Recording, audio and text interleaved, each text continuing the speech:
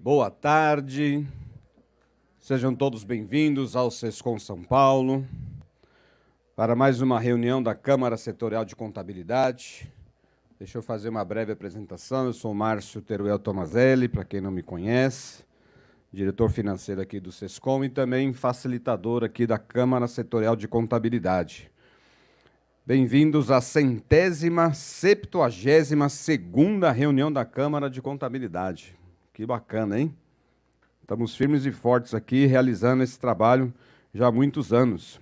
E esse evento é organizado aqui pelo Sescom com o apoio da Thomson Reuters, empresa patrocinadora do evento.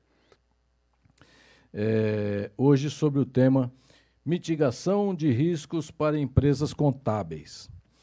É muito legal, né? Porque a nossa profissão, eu tenho falado, a nossa profissão é uma profissão muito relevante, é uma profissão apaixonante, a profissão de contabilidade, né? A gente sabe das histórias das empresas, a gente acompanha os números, as evoluções, a gente ajuda elas a crescerem, a gente assessora,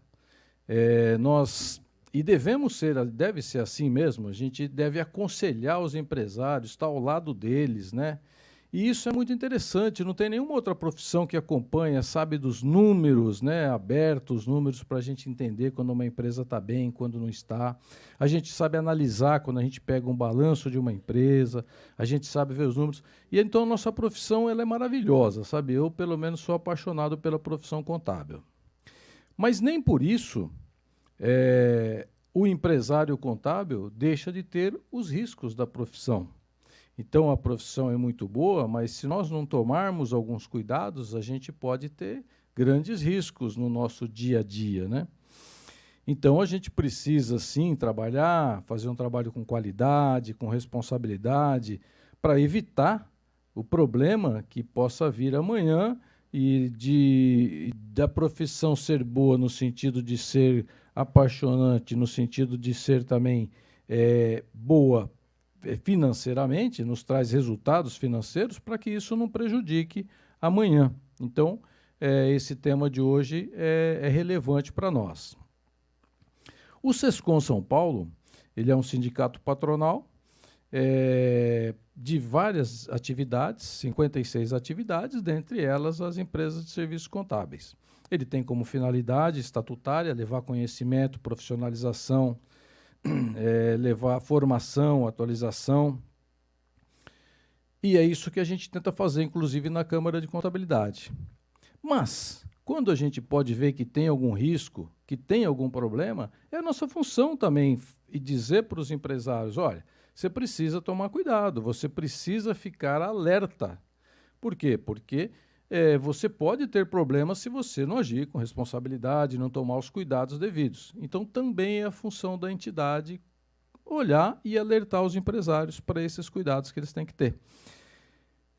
Cuidados, principalmente, por exemplo, quanto a contratos, né? Fazer os contratos com muito cuidado, com atenção nos itens, né? Cuidados como, por exemplo, ter um seguro de responsabilidade civil, né, para evitar, porque erros acontecem, todos nós cometemos erros, as pessoas que trabalham com a gente também cometem, então a gente tem que ter esses cuidados. A gente tem que alertar que aqueles clientes que não vale a pena, que é muito arriscado, às vezes é melhor declinar daquele cliente do que continuar, né?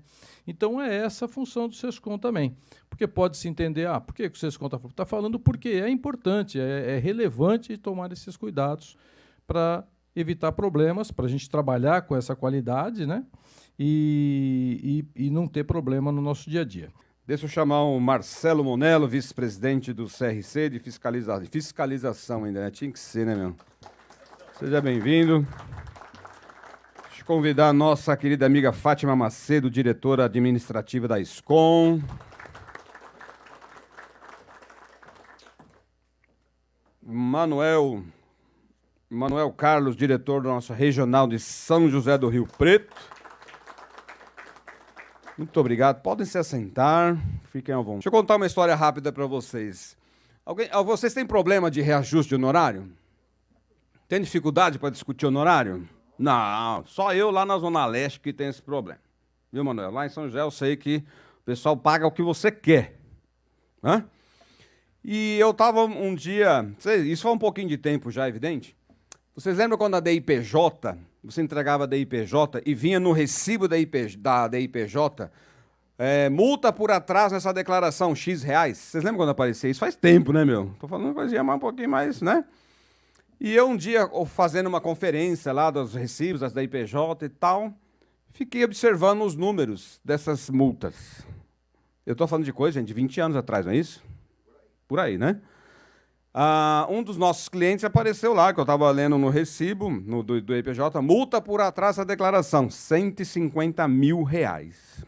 Há 20 anos atrás. Trazer para hoje dá quanto? 1,5 milhão? Dá para fazer 10 vezes mais? Porcamente, 1,5 milhão. Aquilo me deu um gelo, né? E aí eu fui olhar o honorário do cliente. O honorário não era legal. Eu falei, puxa vida, eu preciso negociar um aumento. Eu peguei uma caneta marca-texto, igual está aqui nesse meu rabisco aqui. Imprimi aquele recibo.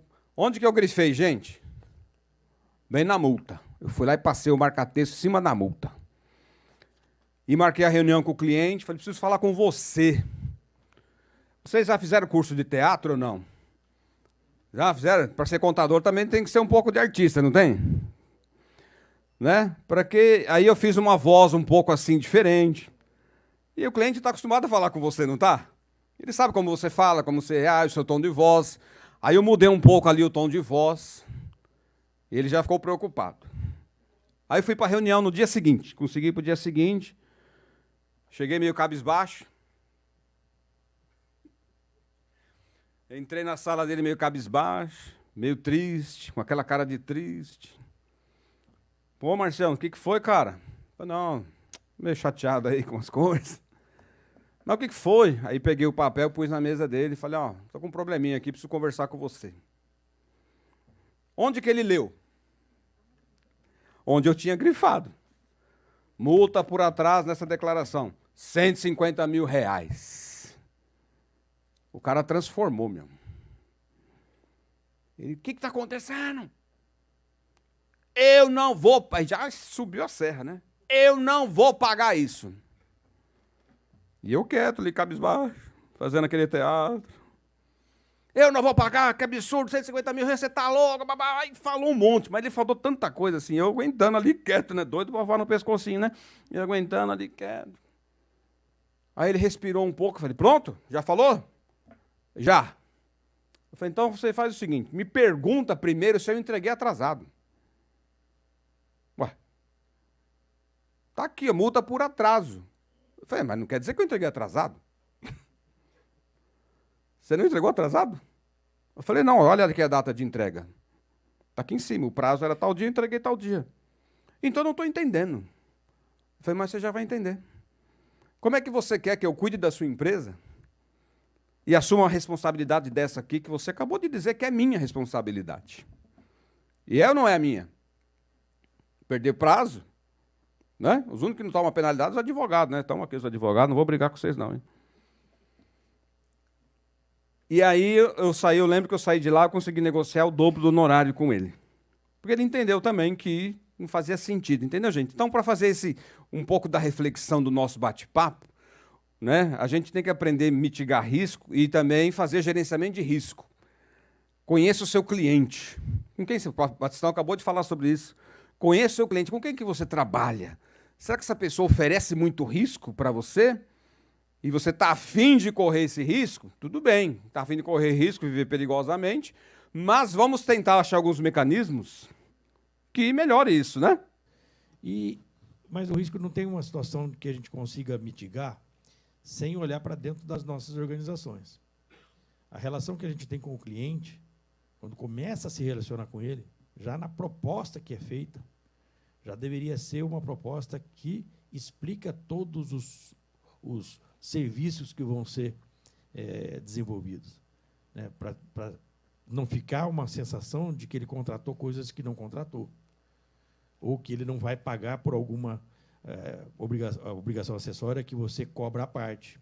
Na proposta, isso já vem bem descrito. A minha, por exemplo, a gente coloca todos os serviços que a gente executa, no escritório, outsourcing de contabilidade, preparação de documentos, isso e aquilo. E, para você, cliente que veio aqui me perguntar, eu estou precificando a item 1, 2, 7, 18 e 22. Os outros não. Quando o contrato sai, o contrato se reporta a proposta dizendo exatamente aqueles pontos que ele escolheu da minha proposta, que ele deu aceite na minha proposta. Não tem como ele dizer, poxa, mas aqui eu ficou implícito que você faria a declaração de renda de pessoa física. Não tem nada implícito aqui, não, porque tudo é explícito. Está tudo escrito. Então, o risco da falta de entendimento do cliente já está diminuído. E isso pode não resolver com relação a questões de erros internos depois do próprio serviço, mas, pelo menos, dessa falha na percepção do que é que foi prometido e do que vai ser executado, já diminui bastante. É um dissabor desnecessário. Né? Depois, tudo que você fizer parece que está errado, porque não foi bem combinado. Negócio mal feito, prejuízo certo. Mas o contrato, durante muito tempo, a gente conversando, eu sou presidente da Associação de Empresas Contábeis lá da minha cidade também, a gente vê essa dificuldade que as empresas têm de fazer contrato, como se a exigência do contrato fosse uma pena, fosse um peso para se carregar. E eu sempre, até por causa da formação como advogado, entendo que o contrato é uma proteção imprescindível para qualquer negócio. Delimita a minha responsabilidade, não aumenta, ao contrário, delimita. Eu só vou até a página 5, não passo daqui. Por quê? Porque a gente escreveu assim. E isso tem um peso em juízo muito forte. Tá? E no contrato a gente pode, inclusive, a depender de cada caso, fazer limitação desse risco que a gente está se expondo. O que eu fiz? Eu coloquei no meu contrato uma cláusula dizendo assim, que partindo de boas práticas e blá, blá, blá, blá, blá, blá, o cliente, se não receber o imposto até a data do vencimento, tem por obrigação entrar em contato no escritório e solicitar aquela guia. E se ele não fizer isso, ele racha comigo, ele divide comigo a responsabilidade daquele negócio. Entendeu? Pus isso no meu contrato. Por quê? Porque o cara falava que não recebia, a multa agora é sua, que você não me mandou. Puta, mas como que eu vou provar que eu mandei, que eu não mandei, por conta desses problemas digitais que a gente sabe? Hoje também está mais fácil, você tem os logs de acesso, toda aquela coisa lá. Mas não tinha, e eu coloquei no contrato uma cláusula dizendo isso, que se ele não me avisar que não recebeu, e aparecer esse problema no futuro, a responsabilidade que eu tenho vai ser dividida com ele, porque partindo de boas práticas de gestão, ele tem que saber o dia que ele paga as contas. Ele não sabe o dia que ele paga o aluguel? Ele não sabe o dia que ele paga o funcionário? E por que ele não sabe o dia que ele paga o DAS dele? Ou o imposto de renda, seja lá qual for, o ICMS? Mas é isso, a gente tem que provar que nós cuidamos da nossa casa, né? Que está tudo em ordem, que não tem má fé, que foi realmente um erro, enfim, dependendo do que acontecer. Por isso que é tão importante o contrato, o compliance, né? A gente ter políticas descritas, normas, regulamento interno, código de conduta. E muita gente acha que porque nós somos pequenos, nós não precisamos disso, muito pelo contrário. É muito mais fácil a gente implantar todos esses documentos quando a empresa é pequena do que quando ela já está mais estruturada e aí o dia a dia engole e a gente não consegue mais colocar todos esses documentos em ordem, né? E eu vou além, não só ter os documentos, fazer com que as pessoas acompanhem, principalmente a equipe, acompanhem e tenham ciência do que está lá escrito. Né? Não adianta você mandar o código de conduta para o funcionário e falar, lê aí e assina. A gente tem que estar frequentemente lembrando das boas práticas, do que pode e do que não pode, lavagem de dinheiro e etc, etc, etc. O primeiro ponto, e para mim fundamental, é você conseguir comprovar que houve uma discussão com o cliente sobre a limitação de responsabilidade. Porque acho que todos nós aqui já tivemos diante de trabalhos que operacionalmente eram viáveis, porque em termos de volume de atividade até que não era nada tão diferente assim do que a gente já está acostumado a fazer, mas que em termos de valor são valores absurdos. Acontece muitas vezes. Eu trabalho muito com engenharia, esses caras trabalham com projetos, às vezes grandes projetos, e tem valores milionários, contratos gigantescos. E não é uma questão de operacionalmente ser inviável para fazer. Dá para fazer, a gente está acostumado, todo mundo aqui dá conta de fazer esse tipo de trabalho. Mas se eu erro numa multa dessa, como é que fica? Com esse tipo de empresa, eu discuto claramente cláusula de limitação de responsabilidade. E formalizo. Eu falo assim, ó, eu só aceito o contrato se você entender que a minha responsabilidade na indenização financeira ela é limitada, porque eu falo e muitas vezes o cliente chega para mim e fala: "Ah, mas isso não existe porque o Código Civil a responsabilidade é limitada". Eu falo: "Amigo, eu te dou o meu balanço e você olha o meu patrimônio líquido. Não adianta você querer que a minha responsabilidade de indenização financeira seja limitada. Olha o meu patrimônio líquido, se eu vender tudo que eu tenho, pagar tudo que eu devo, o que sobra não paga o que você está querendo". Então, assim, ou o cara entende que a sua capacidade financeira é limitada e aceita isso e concorda, e você formaliza, e aí eu acho muito difícil que um juiz, com uma cláusula de limitação de responsabilidade bem escrita, e você comprovar que você discutiu com o cara a limitação de responsabilidade e ele concordou, que o juiz, na questão da indenização financeira, queira imputar a você um valor maior do que aquilo que você colocou no contrato. Então, o conselho ele vem fazendo o quê? Ele vem orientando, sim, a utilização do contrato. E a palestra aqui, esse painel foi muito bem tratado, essa questão de mitigação, não é a salvação. Nós estamos falando de mitigação, diminuir potenciais riscos que a gente tem na profissão. Nós estamos falando aqui, por exemplo, de situações de atrasos de pagamento de guias ou atraso de uma declaração e que outros riscos que a gente tem, até nessa relação íntima que o contador tem com o seu cliente. Então, quando se fala, é um dos instrumentos que nós temos que usar. E aí, dentro da resolução do CFC, nós estamos falando do contrato, que tem que estabelecer uma condição que a gente, quando absorve um cliente, a gente não sabe tudo. Começa por aí. E além de não saber tudo, a relação vai se transformando tanto no período. Imagino que foi o meu pai fazer um contrato de 50 anos atrás e o que é o contrato agora. Eu lembro quando eu entrei no escritório, eu só entregava a DIPJ e DIRF para as entidades sem fins lucrativos. Hoje eu entrego as mesmas coisas que todo mundo entrega. E agora está entrando o REINF. Será que a gente tem os riscos do REINF trazendo para a gente? A gente já alterou o contrato para isso? Então, nós estamos falando assim, então, hoje a dinâmica é outra, a relação é outra, a dinâmica que nós temos com cada cliente, inclusive, é diferente um do outro, que é uma relação íntima que a gente tem. Então, e aí vem a necessidade do quê? Nós temos um contrato inicial de uma relação, mas essa relação ela tem que ser aprimorada a cada momento, tem que ser também adequada a todo momento. E aí, uma das questões que a gente utiliza, por exemplo, vinculado ao contrato, e é exigido pelo Conselho, até então, na resolução do contrato, a carta de responsabilidade da administração, que os escritórios têm que fazer para os seus clientes. Será que a gente faz essa carta direito? Ou, de repente, já não faço contrato, eu faço a carta também? Porque ali também estou tirando outros riscos de participação ou não de irregularidades que o empresário pode estar fazendo ali. De coisas que, de repente, ele tiveram opções. Eu tenho um cliente, vou dar um jeito aqui a manifestar. O meu cliente pega, ele consultou um advogado tributarista, que não entende terceiro setor, e falou: ó, eu tenho a minha posição você tem que fazer tal situação de certificação, etc. Tal. Aí o cara falou: não, mas o meu advogado, eu falei: você quer, então, assuma a responsabilidade com o advogado. E aí, nos momentos, então, eu coloquei isso em nota explicativa, que ele tomou a opção administrativa do seu consultor jurídico. Na carta de responsabilidade, colocamos que ele assumiu a responsabilidade, que é tributário, o meu setor também. Então, na carta de responsabilidade. E o distrato?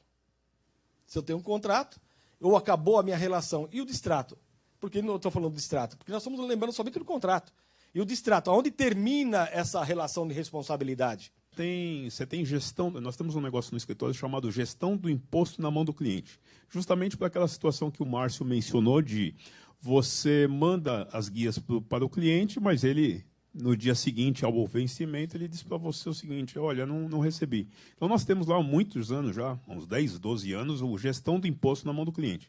Claro que ela nasceu a partir de um problema, né?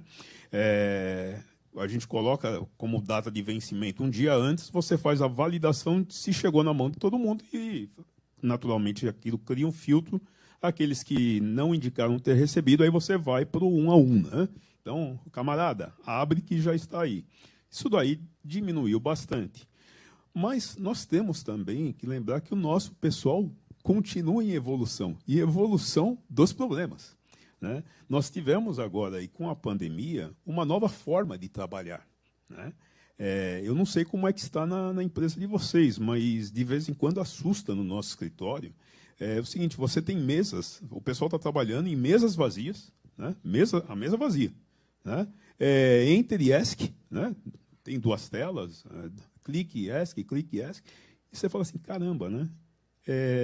1 hora, o ESC ou o Enter dá errado. Né? E vira e mexe, você encontra um negócio desse, você encontra uma situação dessa. Então, eu acho que nós temos que aprimorar esses compliances com as evoluções aí, digitais. Estamos aí à véspera de um FD Reinf. Então, bacana, temos comunicados a fazer com o cliente. Legal, mas o que é que nós vamos fazer internamente a partir de então? Porque não muda só a questão do contrato, mas muda a nossa forma de fazer. Né? E é uma nova forma de fazer com pessoas que estavam acostumadas a fazer do jeito antigo. Então, eu penso que assim, a gente está num momento em que precisamos nos unir. Eu acho que a melhor forma são as nossas entidades de nos reunir, seguindo aí a sugestão do Carlão, fazer esse assunto avançar, criarmos aí novos raciocínios com a colaboração de todos para entender aonde é que a gente está, o que é que está acontecendo. Porque eu, muitas vezes, por mais que eu acompanho, eu tenho sempre a impressão que a gente está trabalhando num formato antigo e está sempre dando a impressão de que algo está passando. Contrato escrito é um jeito de colocar a carta na mesa. Agora, a gente não joga o contrato e fala, ó, peraí, acabou de tomar café? Antes de ir embora, assina aqui. Não, esse contrato é enviado para análise dias antes da assinatura. Uma das cláusulas do contrato diz que ele levou para um profissional especializado na área de direito, que analisou e concordou com as cláusulas. Tá? É uma das cláusulas. É redundante? É redundante. Mas o que sobra não atrapalha. Melhor colocar. Então, assim, como a gente está falando aqui de mitigação, e eu fiquei muito à vontade de vir participar por conta disso, você fala assim, nós vamos falar sobre zerar o risco do profissional contábil. Estão doidos, não me chama porque eu não vou falar lá. Não tem como. Eu já disse aqui, eu estando aqui, a gente atua, eu tenho cliente em 14 estados, 116 municípios. Com certeza, já tem norma fixada, desde que eu cheguei aqui, que a gente já está transgredindo. E eu vou levar 1 semana ou 2 para saber. Tá? Então, assim, não dá para zerar meu risco. Como é que a gente faz? Sistema. Terceirização. Tem empresas especializadas em análise de NCM. Todos os nossos NCM são submetidos a essas empresas. Paga por NCM? Paga, repasso para o meu cliente. Entendeu? E a gente sabe que assim, pode vir erro de lá, e se o erro vier de lá, a culpa é minha. Ontem à noite, na Unip, eu dei uma palestra para os contadores lá, os formandos, e um dos slides é esse, a culpa é sua. A culpa é sua quando você é negligente na aplicação da norma, a culpa é sua quando você não se prepara corretamente, a culpa é sua quando você é conivente com o seu cliente e faz coisa errada, sabendo que está fazendo coisa errada. A culpa é sua. Então, o mercado não está errado quando fala que a culpa é do contador. Porque grande parte das vezes é mesmo. É mesmo. Ele não estuda, ele não se preocupa, ele não vai conhecer o ambiente de trabalho do cliente, ele não sabe o que o cliente faz. Não dá nem para cheirar se aquilo lá é ilegal ou não. Recebemos semana passada a visita de um cliente querendo fazer umas coisas mirabolantes lá, veio fazer a proposta, indicado por um auditor, que é de grande confiança. Quando o cara foi embora, deu um jeito de segurar o auditor para falar que eu ia conversar com outra coisa. Falei, cara, eu não sei como fazer para dizer não para a tua indicação, mas não me interessa. Pô, mas o cara paga bem, você foi bem recomendado. Tal. Falei, não me interessa, isso tem cara de fraude fiscal. Eu não vou nem correr o risco de descobrir que não é. Não quero. Daqui 2, 3 meses, 6 meses, sair a minha cara na capa do jornal, eu posso ter cobrado dele o que eu quiser. Os 45 anos de história da minha empresa vão para o lixo. É um risco que eu não quero correr. Então, fala que eu estou sem gente, que eu não consegui entender direito o processo dele, não é muito a minha praia, é a empresa financeira, a gente não trabalha com empresa financeira, declina, agradece, mas eu não vou pegar. Esse risco eu não estou a fim de assumir. Não. Uma das conclusões que a gente já pode tirar é que não existe risco zero. Para viver já é risco. Você vai sair de casa, se você sair de casa, você tem um risco. Se você ficar em casa, você também tem um risco. Claro que tem o risco. Você assinou aquele negócio do casamento que ele falou aí, já está correndo risco, rapaz. Então, essa teoria do risco zero não existe. Então, nós estamos falando aqui de mitigação de risco. Tá certo? Então, essa é uma questão. Por exemplo, a gente tem que aprender muito com os nossos colegas que trabalham na auditoria. Por isso é que essa questão do risco, ela já vem sendo administrada há muitos anos. E ela começa onde? Na proposta. Não adianta você fazer uma proposta de serviço sem conhecer para quem você vai prestar o serviço. É simples assim. Tá certo? Hoje em dia os escritórios recebem caminhões de propostas lá. Eu vejo colegas que falam, não, recebo 20 propostas por semana, não sei o que lá. Eu não sei como é que ele tem tempo para conhecer e apresentar 20 propostas. Então, o risco já começa aí. Tá certo? Se você não tem tempo para conhecer quem está querendo contratar seu serviço, não faça proposta. Não faça. Você está comprando o risco. O seu risco, que já não era zero, passou a ser 100 para cima. Tá certo? Então, hoje, por exemplo, eu não quero me alongar, só para dar um exemplo, por exemplo, uma empresa de auditoria, uma Big Four aí, para pegar um contrato, um cliente novo, a pesquisa é internacional, cara. É internacional. Eles levantam a ficha internacional. Quem está por trás, quem são os beneficiários finais, tem que levantar para ver se eu posso prestar serviço para essa entidade. Então, nós precisamos começar a ter essa cultura nos escritórios de contabilidade, que é coisa que eu sei que não tem. Não tem. Ninguém dedica o tempo que deveria dedicar para conhecer para quem vai prestar serviço. Ninguém dedica. Então, precisa começar.